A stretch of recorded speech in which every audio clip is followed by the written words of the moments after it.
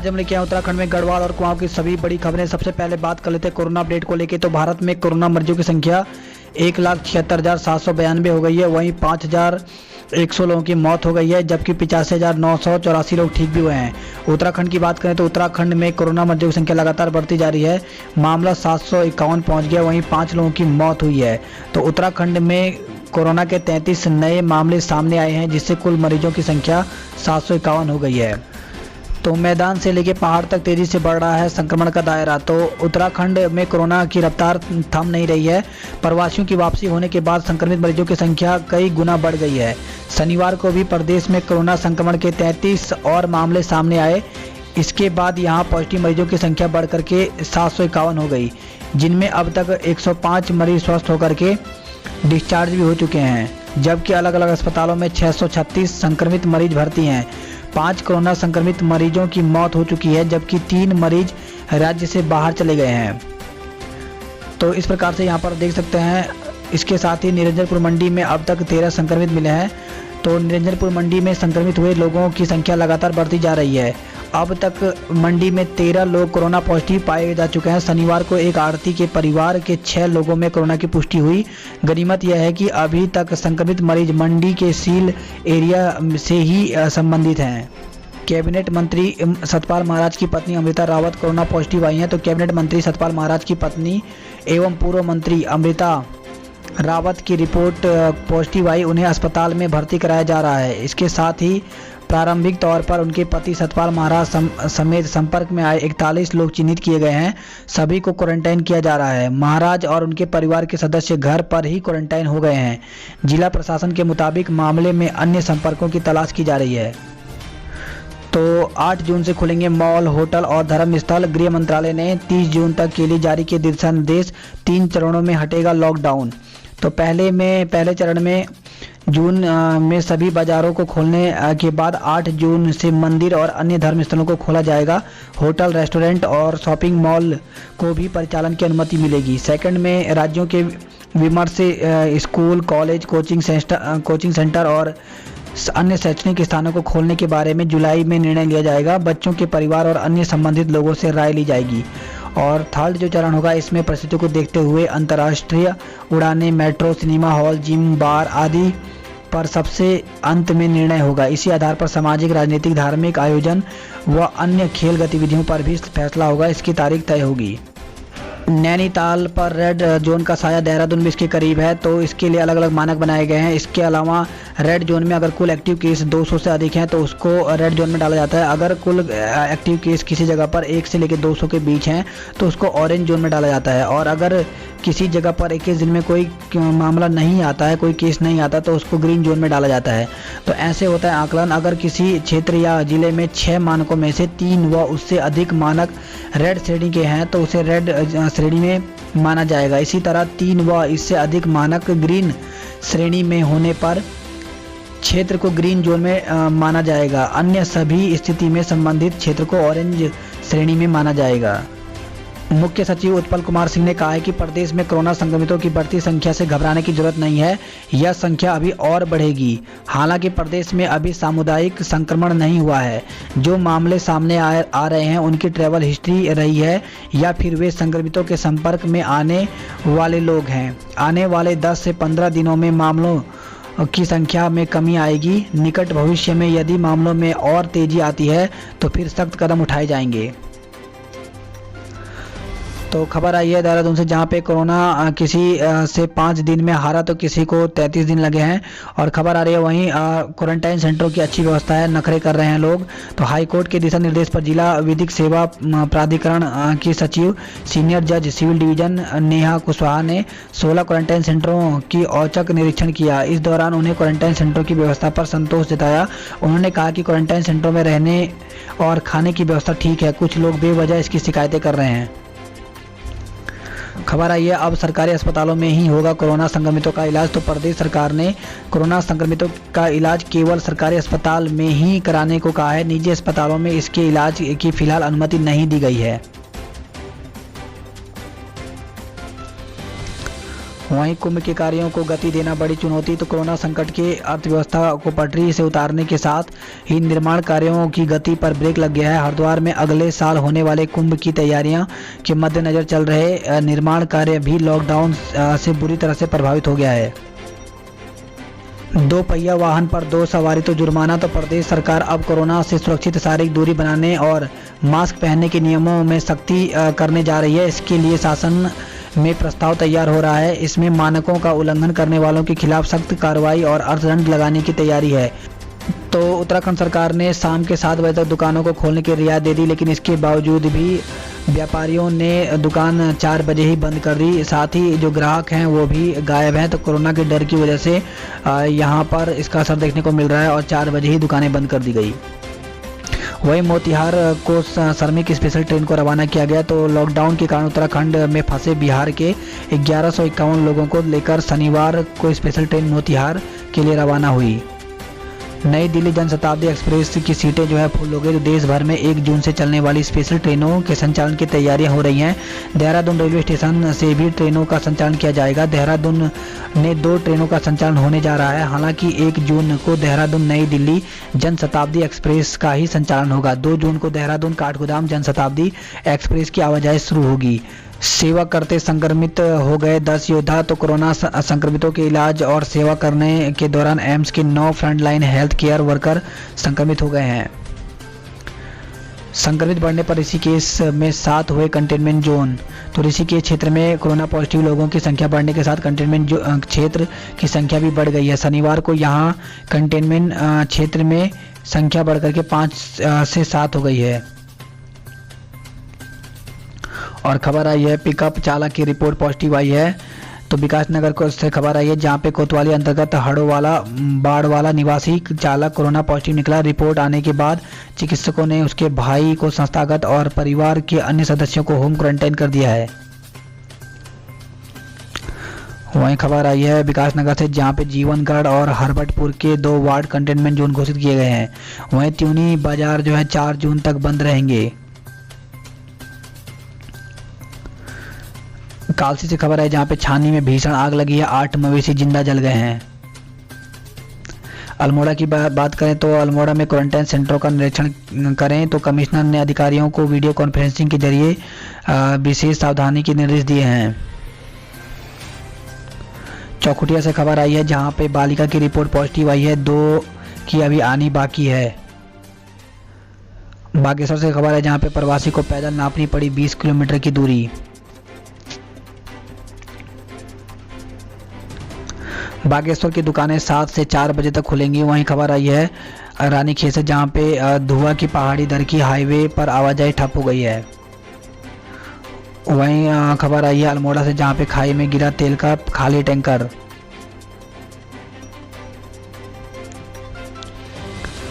और बागेश्वर से खबर है जहां पे बनते बिगड़ते मौसम ने किसानों की मेहनत पर पानी फेर दिया है। ओलावृष्टि और सब्जियों को भारी नुकसान हुआ है। खबर आई है बागेश्वर से जहां पे जंगल में घास काटने गई महिलाओं पर जंगली सुअर ने हमला कर घायल कर दिया है।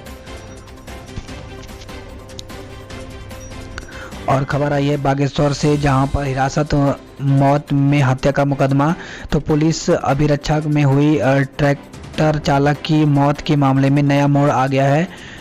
मृतक के बेटे ने हत्या किए जाने का आरोप लगाते हुए अज्ञात के खिलाफ मुकदमा दर्ज करा दिया है। शनिवार को डॉक्टर्स का पैनल पूरा न होने के कारण शव का पोस्टमार्टम नहीं हो सका। अभी तक किसी पर कार्रवाई नहीं हुई है। वहीं खबर आई है निर्धनों को सरकार दे स्मार्टफोन। तो उत्तराखंड छात्र संगठन ने कोरोना संकट काल में ऑनलाइन शिक्षा को गरीब विद्यार्थियों के अनुकूल बनाने के लिए आवाज़ बुलंद की है। छात्र संगठनों ने इसके लिए सभी निर्धन विद्यार्थियों को स्मार्टफोन इंटरनेट की अच्छी कनेक्टिविटी सुविधा प्रदान करने की मांग की है। इसी के साथ उत्तराखंड मुक्त विश्वविद्यालय की स्नातक और स्नातकोत्तर की जो परीक्षाएं हैं ये 6 जुलाई से होंगी। खबर आई है काशीपुर से जहां पे 3 दिन तक शव का इंतजार करता रहा पिता। तो 1.5 वर्षीय बच्चे की बुखार और उल्टी से मौत हो गई। एहतियातन के तौर पर पिता इसकी जानकारी प्रशासन को दे दी, लेकिन उसे क्या पता था कि सिस्टम की संवेदनहीनता उसके जख्मों को और बढ़ा देगी। प्रशासन ने बच्चे के शव का सैंपल लेकर कोरोना जांच के लिए भेज दिया। इधर रिपोर्ट के इंतजार में 3 दिनों तक बच्चे का शव काशीपुर पोस्टमार्टम हाउस में पड़ा रहा। सिस्टम की लापरवाही से थककर पिता ने ज्वाइंट मजिस्ट्रेट गौरव सिंघल से बच्चे का शव दिलाने की गुहार लगाई। खबर आई है फर्जी ई बिल से 529 करोड़ जीएसटी की चोरी की गई है। वहीं इंजीनियरिंग के स्टूडेंट ने बनाया कोरोना ट्रैकिंग ऐप, तो कॉलेज की वेबसाइट से कर सकते हैं डाउनलोड। तो यहाँ पर दिया गया है, इस ऐप को डाउनलोड करने के लिए 22w.kecua.ac.in.au पर इसको डाला गया है, तो यहाँ से डाउनलोड कर सकते हैं। गढ़वाल की खबरों की बात करें तो क्वारंटाइन में स्वयं करना पड़ रहा भोजन का प्रबंध। तो ग्रामीण क्षेत्रों में बनाए गए क्वारंटाइन सेंटरों में परेशानी झेल रहे हैं प्रवासी। वहीं खबर आ रही है भटिंडा गांव के क्वारंटाइन सेंटर में हुई वृद्धा की मौत। तो 22 मई को दिल्ली से परिवार समेत लौटी थी। इसी साथ खबर आ रही है 1 जून से चारधाम यात्रा शुरू करवाने का केंद्र से अनुरोध। तो क्षेत्र में 24 घंटे आपूर्ति की योजना शीघ्र, धन सिंह रावत ने कहा है। तो प्रदेश में उच्च शिक्षा राज्य मंत्री स्वतंत्र प्रभार डॉक्टर धन सिंह रावत ने कहा कि 1 जून से चारधाम यात्रा शुरू करवाने की अनुमति देने के लिए सरकार से अनुरोध किया गया है। वहीं खबर आई है लापता एनएसजी कमांडो जंगल में मिला है। तो दिल्ली में तैनात एनएसजी कमांडो 22 दिन बाद पौड़ी के पांपो विकासखंड के ओड़ा गांव के जंगल में मिला। फिलहाल पुलिस ने जवान को होम क्वारंटाइन में रहने की कहा है।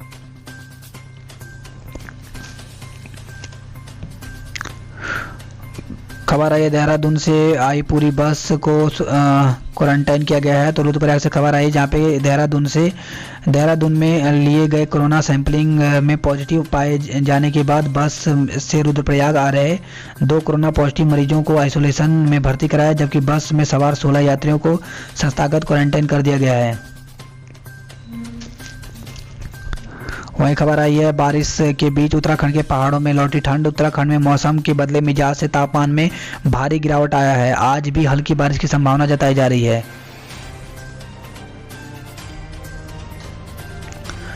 खबर आई है ट्रेन रद्द होने से प्रवासियों को वापस लौटाया गया। तो श्रीनगर गढ़वाल से खबर है जहां पर रविवार को देहरादून से बिहार जाने वाली ट्रेन रद्द होने पर शनिवार को श्रीनगर से दून जाने वाले प्रवासियों को भेजने की व्यवस्था प्रशासन ने स्थगित कर दी। और खबर आ रही है देहरादून गोचर हेली सेवा 1 जून से शुरू होगी। नैनीताल की बात करें तो नैनीताल जिले में 5 और कोरोना पॉजिटिव मरीज मिले हैं। वहीं खबर आई है भीमताल से जहां पे ट्रक से टकराई बाइक, युवक घायल हो गया है। वहीं खबर आ रही है तंबाकू से बढ़ रहा है गले और मुंह का कैंसर। तो कुमाऊं में भी तेजी से बढ़ रही है बीमारी। 2019 में 2000 रोगी रिपोर्ट, इनमें कोरोना का खतरा सबसे अधिक है। वहीं खबर आ रही है हजारों बेरोजगार हाथों को मिलेगा काम, पुरोहितों को राहत। तो होटल रेस्टोरेंट बंद होने से कई लोग हो गए थे पैदल। केंद्र के फैसले के बाद जगी उम्मीद। तो अब जो है धार्मिक संस्थान भी खोले जा रहे हैं, तो ऐसे में जो पुरोहित हैं इनको भी अब राहत मिली है। वहीं खबर है नैनीताल से जहां पे उपभोक्ताओं के लिए मुसीबत बनी बीएसएनएल की सेवाएं। तो बीएसएनएल की मोबाइल सेवा उपभोक्ताओं के लिए जंजाल बन चुकी हैं। सिग्नल की समस्या से उपभोक्ता निगम से तौबा कर चुके हैं। हरिद्वार की बात करें तो यात्रियों को 90 मिनट पहले आना होगा रेलवे स्टेशन। तो करीब 2.25 महीने बाद 1 जून से जनशताब्दी ट्रेनों के संचालन से मिली राहत। तो यहाँ पे ट्रेन शुरू हो रही है, इसके लिए 90 मिनट पहले स्टेशन पर पहुंचना होगा।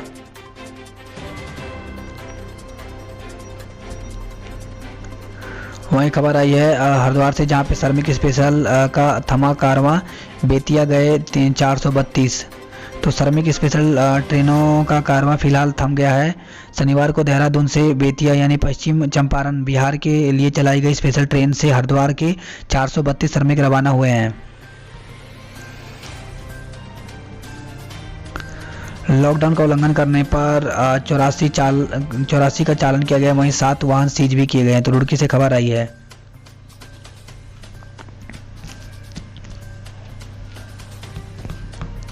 पिथौरागढ़ की बात करें तो निर्माणाधीन कार्य को रोका गया है, प्रदर्शन किया गया। तो ग्रामीणों ने मार्ग के मध्य पत्थरों की बनाई दीवार, सड़क की सर्वे अनुरूप कटिंग न किए जाने पर जताया आक्रोश। पिथौरागढ़ में भी 2 बजे तक जो बाजार हैं वो बंद रहेंगे। तो शासन द्वारा दुकानें खोलने की अवधि बढ़ाए जाने के फैसले को पिथौरागढ़ के व्यापारियों ने समर्थन नहीं दिया है। व्यापारियों ने 2 बजे ही अपनी दुकानें बंद कर दी।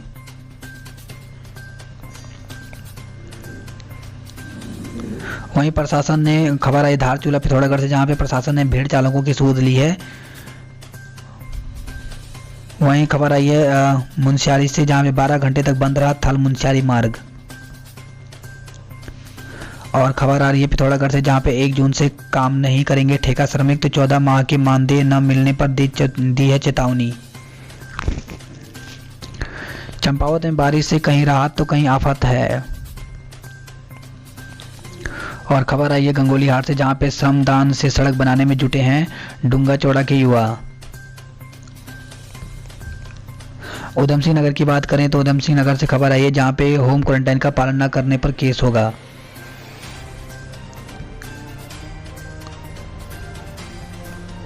और खबर आई है गदरपुर से, जहां पे घर में घुस करके किया हमला, गंभीर 6 अधिक लोग गंभीर रूप से घायल। सूचना पर मौके पर पहुंची पुलिस।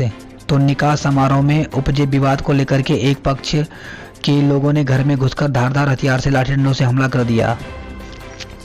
खबर है किच्छा से, जहां पे छेड़छाड़ पर युवक के खिलाफ मुकदमा दर्ज किया गया है। सिडको से खबर आई है, जहां पर सिडकुल कर्मी ने फांसी लगाई है। तो अज्ञात कारणों से रामपुर निवासी सिडकुल कर्मी ने किराए के कमरे में फंदे लगाकर आत्महत्या कर ली है। गदरपुर से खबर है, जहां पे पत्नी से विवाद में युवक ने फांसी लगाई है।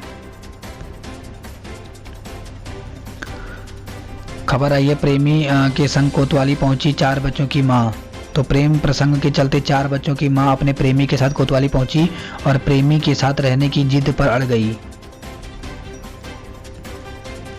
और खबर आई है टिड्डी दल के आक्रमण से रहें सतर्क, तो इसके लिए यहां पर नंबर भी, हेल्पलाइन नंबर भी जारी किया है।